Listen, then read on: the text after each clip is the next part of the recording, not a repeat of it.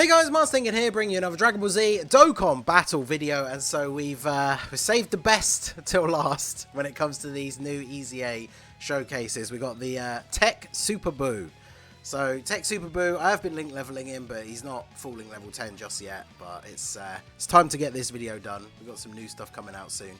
Haven't put any orbs onto him or anything. I gave him more crit than additional, so obviously he heals based on the damage that he does. So even if he gets an additional super, if you're in like a type disadvantage stage or something, he's not going to do a lot of damage unless he crits. And then obviously in any other phase, he's going to do more damage still if he does get that crit. But you could still give him more additional. I could see the argument for it. So his passive, other than other than just healing you based on the damage that he does, which is 30% of the damage dealt, he gets 130% defense at the start of the turn. He has a medium chance to dodge, which is 30%.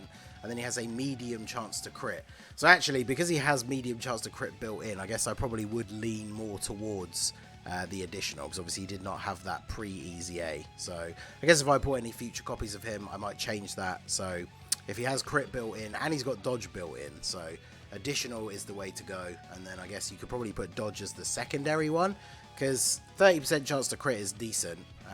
But yeah, this 130% defense that he gets at the start of the turn. Notice he gets no attack.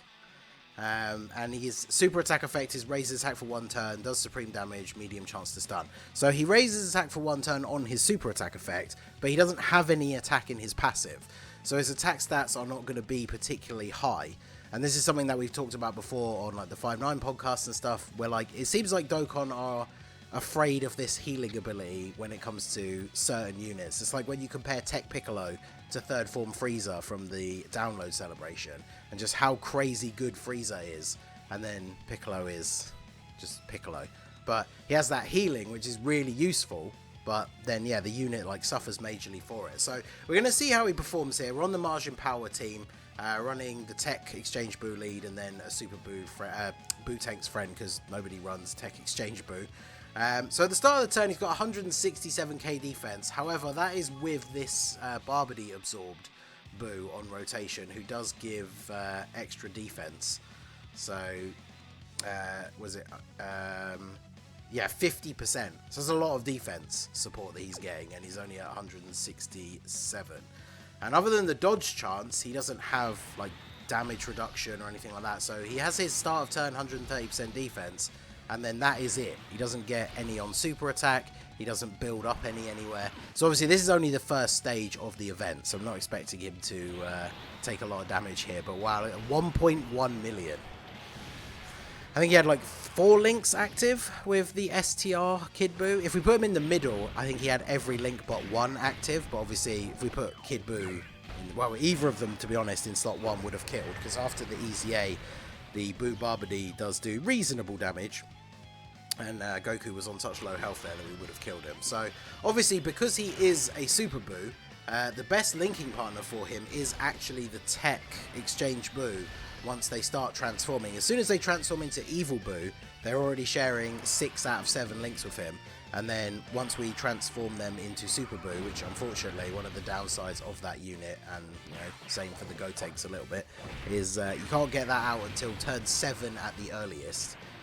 But then we will have a full, like all 7 links link partner for him. So it'll be interesting to see what he's going to do and how much we can get extra out of the links. Because yeah, unless you've got attack support on the rotation, it looks like he's not going to be hitting particularly high attack stats. 1.1 million without any support is not particularly great. But once he's got all of his links active, we obviously know the power of links. You can really see a significant difference, especially once you've leveled units up to level 10. You can really see the difference once you get a couple of extra attack links activated. So hopefully we'll see a bit of an increase. Be interesting to see whether he can break 2 million, or is he going to need physical Kid BUU on the rotation with him, because I think he might do.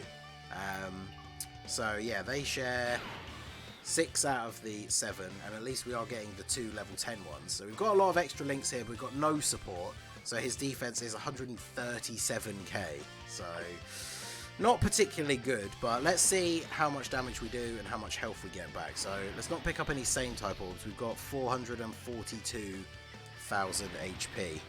So now the big question comes down to with units like this, and this was always the discussion about this Tech Super BUU back when Extreme. Okay, we crit for almost 1 million, and then we got the additional, so still 1.1.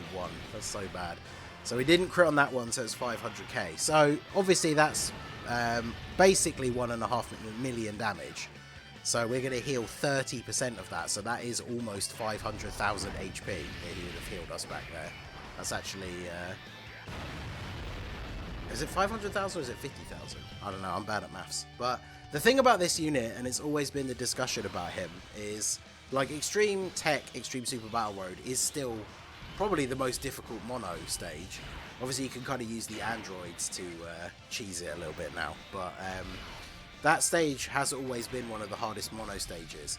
And the thing about the Tech Super BUU is it's all well and good if he heals you back, like, you know, 200k off of his super. But then if he's taking normal attacks for like 100k damage, which before his EZA, he was pretty much unrunnable in the Extreme Super Battle Road stage unless you were popping like damage reduction items. Because he would just take well over 100k damage from normal attacks. So if he's not going to be healing you back as much as he's then losing you, then it just isn't worth running him on the team, because it's not like he's doing anything else. The damage that he does is not particularly crazy, so that he doesn't heal you back too much. And then, you know, he doesn't provide support. Like I say, he's not doing a lot of damage. I mean, his links are okay, because there's not a lot of super BUUs, but what are we going to have? So we got the 50% support from Kid BUU. 155k defense. Yeah, that's so bad. Because the thing I was thinking is, like, especially for this stage, obviously the legendary Goku event is not particularly difficult anymore compared to other events in the game, especially, you know, the red zone always on the topic because it's coming up soon. But like, that defense is he even going to be able to tank against like Super Saiyan 4 Goku, because he's not going to do a lot of damage to that Goku unless he crits, so he's not going to be healing a huge amount back once we get to that phase. So the fact that he doesn't have any damage reduction, he just has raw defense, and it's only 130%.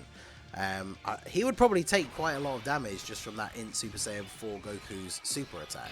So, I mean, obviously that Goku can hit reasonably hard, but, you know, a lot of the newer units nowadays, like this stage, is definitely a lot easier than when it first came out. So type disadvantage supers as you get towards the end are obviously still pretty dangerous, but like newer units now, like even like AGL units can just take a super from the Tech Full Power Super Saiyan 4 Goku. The Ozaru one is still the annoying phase, because physical units do get quite destroyed unless they've got damage reduction or some sort of like stacked up defense. So Kid BUU getting the additional super that gets dodged, and then LR BUU takes it. Is this the first turn of the Super Saiyan 3 phase? Yeah, so we're not going to do crazy amounts of damage to him here. But yeah, physical Super Saiyan 3 Goku was the first part where you really started to notice him hitting a little bit harder. But there's the good old level 3 dodge coming in, and LR BUU Han, or BUU Tanks, dodging the super attacks, what we like to see. So, let's see. Now we can transform. So, we definitely should do that. So, we'll go ahead and transform him into Super BUU. So, now we have all of our links active. So, no support. Yeah, 147k. Alright, well, let's see how much damage he is going to take here. I feel like, because even with, like, type neutral, I don't know if I would feel comfortable putting him in slot 1, like in the Ozaru phase. Yeah, he's taking 17k. So there's one dodge. Yeah, so that's after the additional, because he does have built-in crit. That's why I think that maybe the secondary skill that you put the rest of the star abilities on is probably best to be dodge, right? Because you just want him to not take any damage wherever possible. And then hopefully gets the additional, hopefully the 30% from the crit chance from the passive kicks in. Because remember, 30% crit chance is the equivalent of having level 15 crit.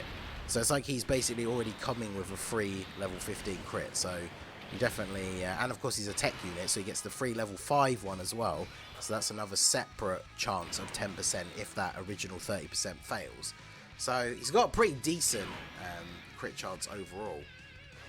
Even at like 55%, so I definitely think additional is the way to go once you get those dupes or skill orbs or anything like that. I don't know if he's, well, I say skill orbs, I definitely don't think he's worth skill orbs. I mean, if you're The Maajin Power team's definitely got some really good new units on it, or updates to old units, like obviously this Kid BUU, you've got like Janembu, the BUU Barbody. LR BUU tanks is still really good. But yeah, there's if you're missing some of the big hitters, I guess maybe you could run this guy. But let's see. So this is the turn where we've got the defense support from the BUU Barbody. So we've got 180k defense, which is not a lot. But I think we probably would survive a super. So ideally on this turn, we would actually want to get supered on the TEQ Super BUU. And he either dodges it or just eats it and then heals us. But yeah, 56k from one normal attack. And then we're doing 1.1 million attack stat. And we do, what, 700k. So 30% of that, it's like, what, just over 200, or around 200k. So he took one hit for 50 and healed us for 200, but if that was a super attack, if normal attacks are doing 50, super attack probably is going to do more than 200, and so then he's actually not anywhere near to healing us back the amount of damage that he took. And then yeah, I mean BUU Barbody, again type neutral, took 400k from the super attack, so that's probably a pretty realistic expectation of what the Super BUU would have taken from that super. Okay, so the guest is the one that's built up the most, so let's go ahead and transform them. So we've still got some health. Now, the thing about this team as well is, obviously, if you're running him on the Maajin Power team, which is, let's be fair, probably the only place really you are going to run him, then that team has so much healing built into it already. Like, we just took 400k damage last turn, and we're already back up to being at almost 400k out of our maximum, which is, what, 580? 576. So this team heals a huge amount anyway. So because there are units that I would say, if you have access, like obviously if you had access to every single Maajin Power category unit, there's so many other units that I would bring into difficult content before him that would obviously, you know, be better defensively. And offensively. I mean, again, like certain phases in these events, if you're taking even a type neutral super attack, a lot of units are still going to take a lot of damage if they don't have any sort of stacking or damage reduction or anything like that. So I just don't really understand the point of his design, because he's a healer for a team that doesn't really need extra healing. He doesn't really do a lot of damage. Now, he does obviously heal you a lot, like we've seen from this, especially if you get the additional super turn and you're getting crits. Like, he can heal you a lot. He could full heal us, essentially, from a turn where we were close to death. The only problem is, as I've been talking about, is the exchange, right? Like, if he's taking a ton of damage in exchange, then it means we wouldn't want to put him in slot 1, necessarily. Maybe as, like, a slot 3 floating unit, he could be okay. But obviously on those turns where there's tons of attacks in the last slot, that would be pretty dangerous. So we've got him up against the Int Super Saiyan 4 Goku. We've got Kid BUU on rotation, so we've got 180k defense. This is his best turn in terms of both defense and offense, because we've got the 50% support. No item active, so we get the dodge off of the initial attack. And I guess, to be fair, obviously this is a showcase, so we're keeping him on main rotation, but you probably don't want him in slot 1, because then this happens, where he super attacks, heals you, but we're on full health, and then he gets hit a whole bunch. And yeah, in Super Saiyan 4 Goku doing 75k damage to him with normal attacks. And this is what I'm saying, like, the healing is nice, but then when you look at his stats and the rest of his passive, all he gets is raw defense to protect himself, other than the 30% chance to dodge. But then, yeah, the final phase against TEQ Goku, we can't dodge. So this might actually kill us, because obviously TEQ Super BUU took a lot of damage. No, we still live. Kid BUU actually, I guess Kid BUU had type advantage. But you can see, like, just from the rest of the team, how much we've healed back already. So, yeah, definitely not super impressed with this TEQ Super BUU. I haven't wasted a sticker on him. I can't see myself using him. But let me know what you guys think down below in the comment section. But I think the opinion is pretty unanimous on this guy, that he is not particularly good. But like I said, let me know your thoughts down below in the comment section. So that is going to be it for the video, guys. This has been the Masked Ningen. Smash that like button, subscribe to the channel if you are new. Check out the links down below for the Discord and the merch store, and I will see you all again soon. Have a good one.